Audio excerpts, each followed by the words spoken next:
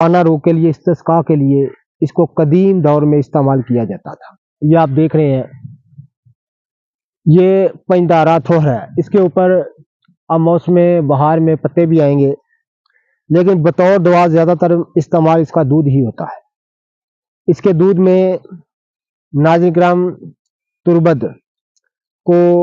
اچھی طرح کھرل کیا جائے اور چنے کے برابر گولی بنا لی جائے تو 2 گولی صبح 2 گولی شام کو پانی کے ساتھ استعمال کرنے سے استسقاء جو لہمی ہے وہ دور ہو جاتا ہے، استسقاء ذکی بھی اس سے دور ہو جاتا ہے، استسقاء تبلی بھی اس سے دور ہو جاتا ہے۔ یہ رب العزت کے زمین پر بکھیرے ہوئے خزانے ہیں، لیکن ہمارے پاس چابی نہیں ہے، ہمارے پاس ان کا علم نہیں ہے، اس لیے ہم ان چیزوں کو نکما اور فضول جانتے ہیں۔ تو ناظرین کرام، یہ قبرستان میں موجود ہے، قبرستان میں کھڑا ہوں، تو آپ اس کی کھال